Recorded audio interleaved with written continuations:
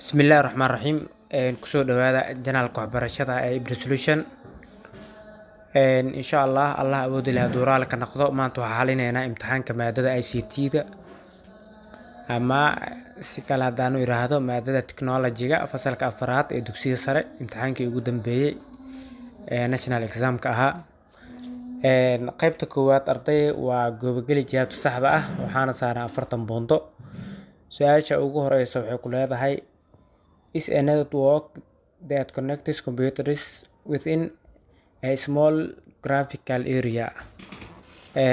Network-ga isku xira qaybaha kala gedisan ee kombiyuutaro kuwaasoo yaalo muxuu ahaa meel kooban small graphical area yaala. Internetkaas oo meel kooban isku xirayo ama graphic kooban ama location kooban isku xirayo waxaa loo yaqaanaa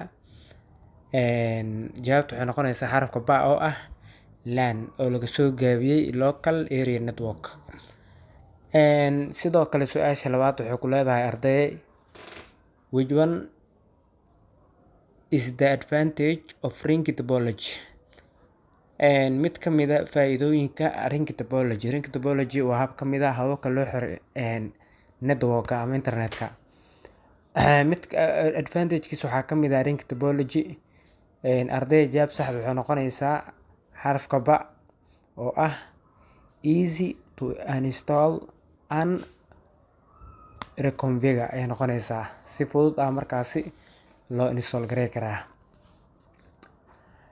Sidoo kale su'aasha saddexaad arday waxay ku leedahay is used to send and receive files from a remote host.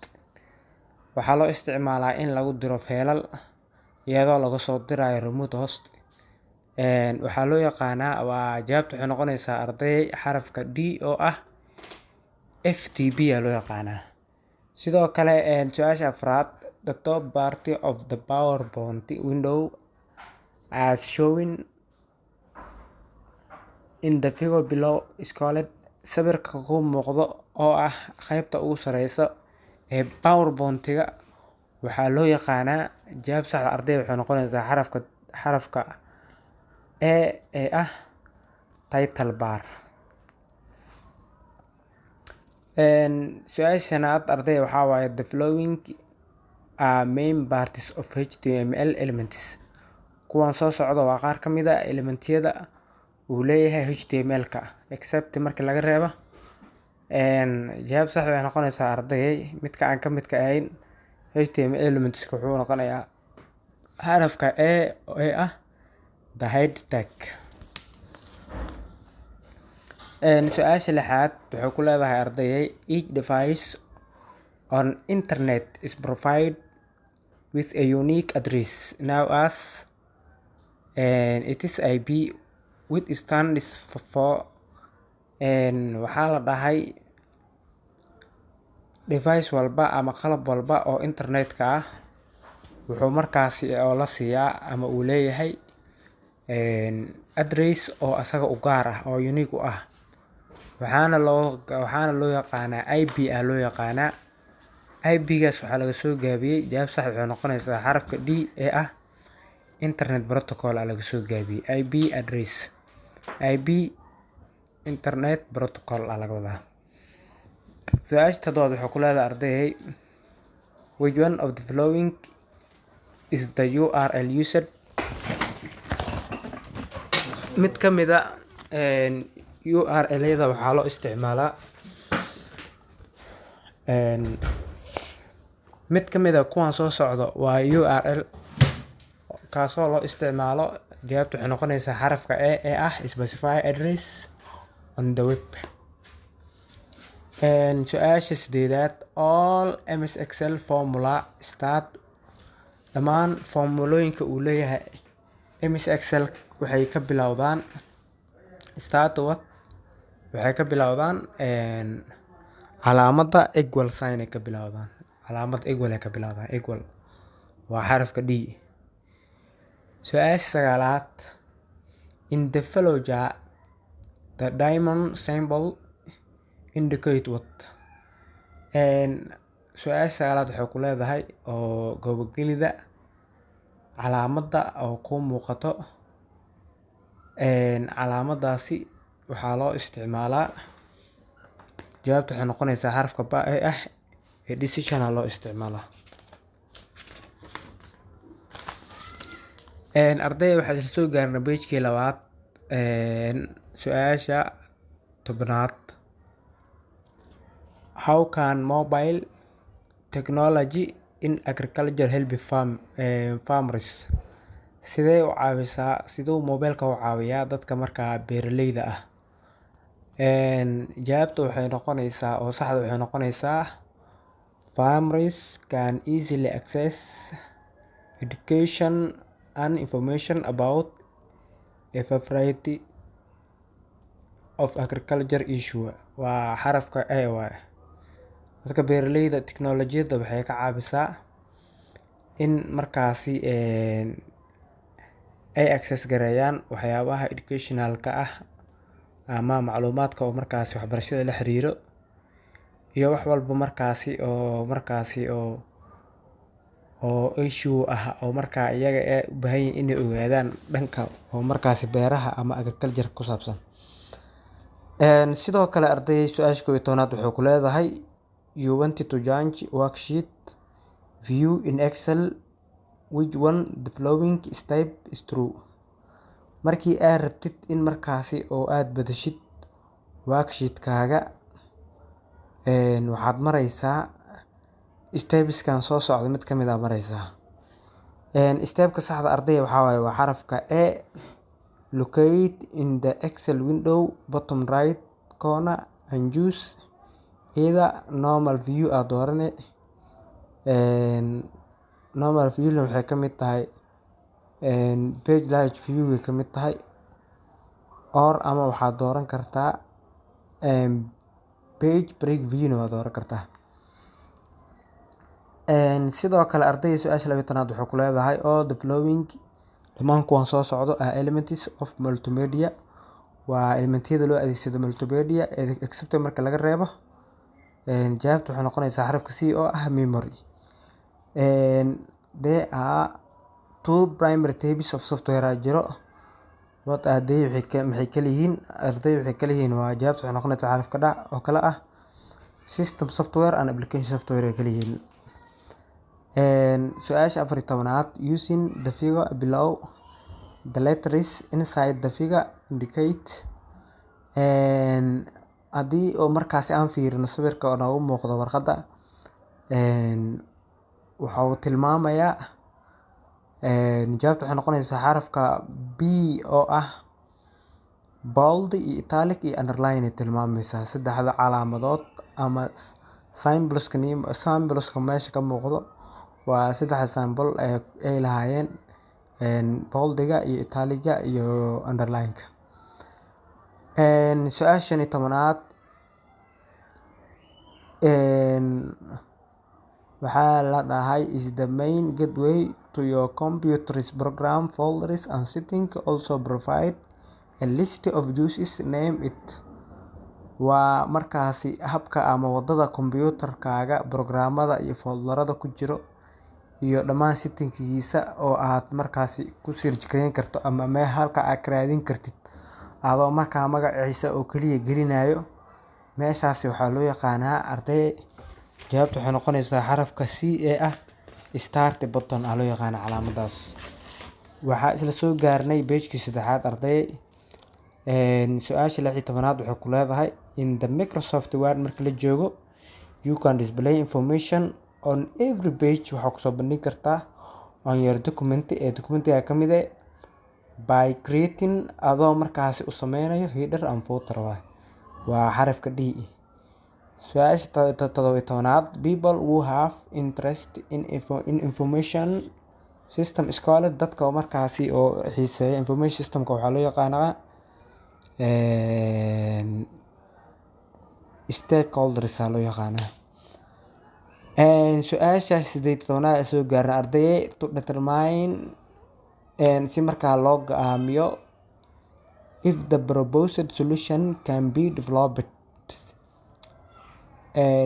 halkii markaa lasoo jeediyey ee ahaa in markaa in la develop gareeyo ama loo sameeyo and made operational within the requirement time you need what markii oo muxuu ahaa lasoo jeediyo habkii markaasi wax loo sameyn lahaa iyo wixii la develop gareyn lahaa iyo timekii loo qaban lahaa.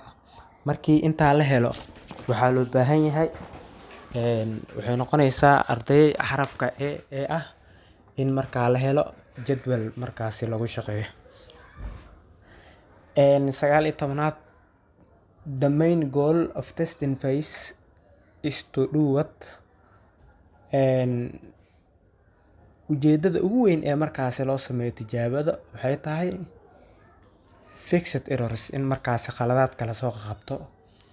Su-aasha 20aad waxaa waaye this is the process of defining habkaani waa hab markaasi qeexaya ama cadeynaya qaybaha iyo moduleska iyo interface-ka iyo datada oo markaasi systemka ku jirto. Waxaa loo yaqaanaa system design loo yaqaanaa. waa xarafka A. red waxaa laga soo gaabiyey ardayay waa xarafka A. jawaabta saxda ah rapid application development laga soo gaabiyey. 22 a collection of logical related data in markaa la aruuriyo daato qaab markaasi oo logic in loo aruuriyo which is usually stored waxaa loo keydiyaa marba haddii logic ay tahay in electronic form loo keydiyaa waxaana loo yaqaanaa habkaasi database loo yaqaanaa ama meesha lagu keydiyo. sidoo kale su-aasha 23aad waxay ku leedahay quick access toolbar shows you the common commands. halkan waxaa noo saaran sawirkaasina waxaa nooga muuqdo quick access toolbar noo muuqdo. quick access toolbarka hadda commandiyada ama botomada oo hadda noo muuqdo waxay kala yihiin save, endo iyo redo. saddexdaas waa xarafka A waa. su-aasha 24aad arday waxay ku leedahay to close an object si aad u xirto object select dooro the object you want to close object aad inaa xirtid then what kadib waxaa taabanaysaa waxay noqonaysaa jawaab saxda xarafka C ee ah click waxaa ku dhahdaa the cancel calaamad cancelka taabanay oo ka soo qabanaysa to the right of the document dhinaca midig ee documentiga types barka. arday waxay soo gaarnay page-kii 4aad su-aashii 25aad to modify a query si loo update gareeyo query you will go marka hore waxaad tagaysaa on the home tab tagaysaa on the ribbon ee ribbonka kamid ah and click waxaad ku dhahaysaa view commandiga ama buttonka ee qoranta view then kadib select what kadib waxaad dooranaysaa design view aad dooranay waa xarafka C. su-aasha 26aad which of the following mid kuwan soo socdo is not which of the following is not the characteristics of primary key mid kamid ah waxyaabaha soo socdo kama mid ahan waxyaabaha soo socdo ka astaamaha soo socdo. su-aashan ku celiyo which of the following mid kamid ah waxyaabaha soo socdo is not ma ahan the characteristics of primary key kama mid ahan midka aan kamid ahayn astaamaha lagu yaqaano primary keyga waxaa waaye xarafka C waaye each table can have multiple primary keys.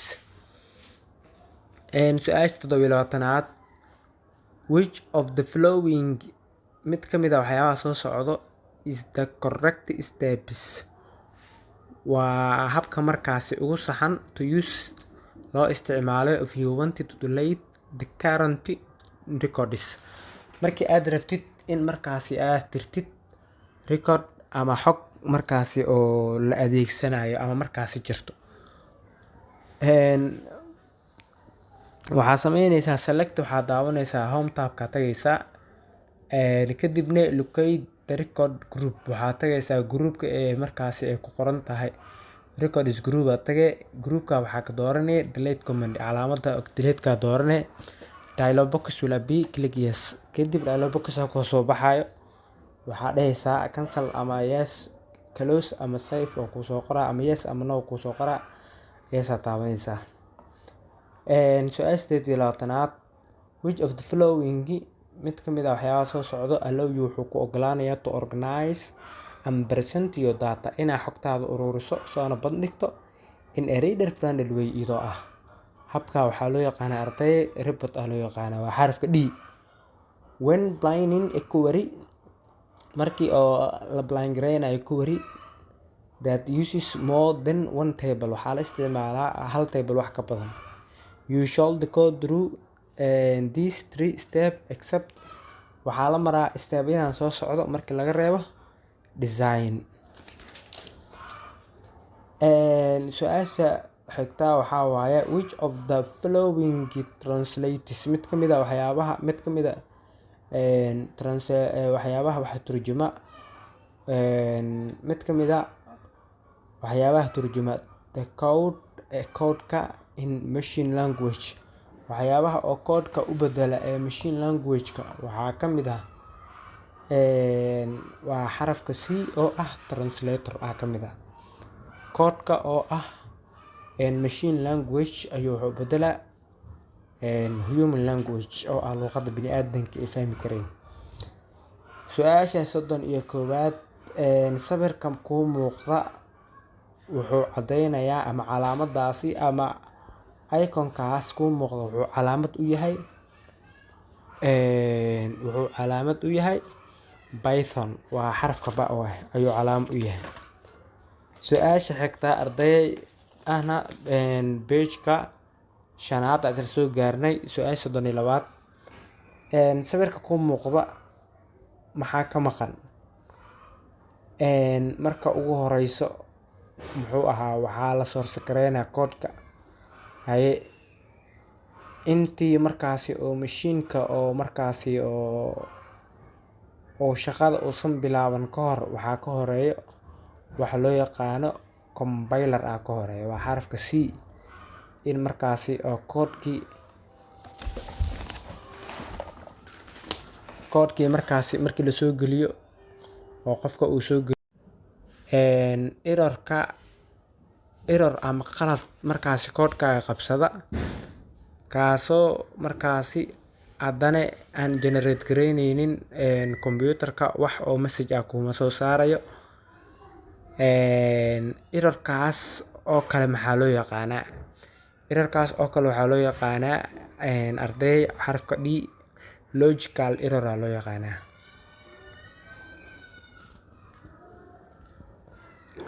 Programming errors are called waxaa lagu magacaabaa waa xarafka a bugs aa lagu magacaabaa.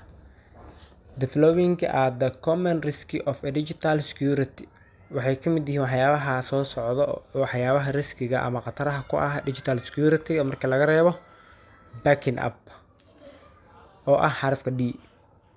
A set of procedures and guidelines that affect how people lead their lives is called waxaa loo magacaabaa ethics aa loo magacaabaa waa xarafka a.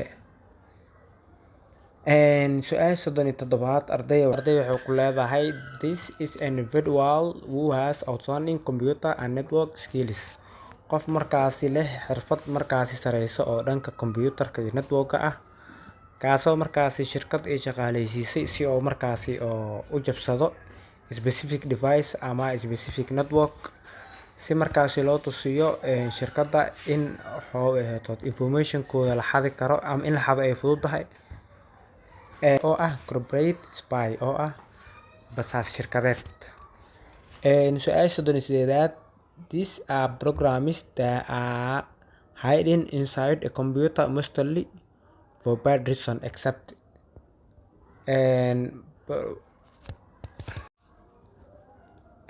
kuwaan hadda ay sheegi doono waa programyo kuwaasoo markaa computerka badanaa lagu qariyo waxaana loo adeegsadaa bad reasons aa loo adeegsadaa for bad reasons ama waxyaabo xunxun aa loo adeegsadaa except marka laga reebo hacker waa xarafka b. Su-aasha 39 switching between edit mode and navigation mode switch-kooda farqiga u dhexeeya waxaa waaye in data sheet or design view you should press waxaa riixaysaa F2 aa riixaysaa waa xarafka d. ardayda qaybta koowaad halkaas inuu soo gabagabowday, qaybta labaadna waxaa ka dhigi doonaa cashar labaad. mahadsanidin.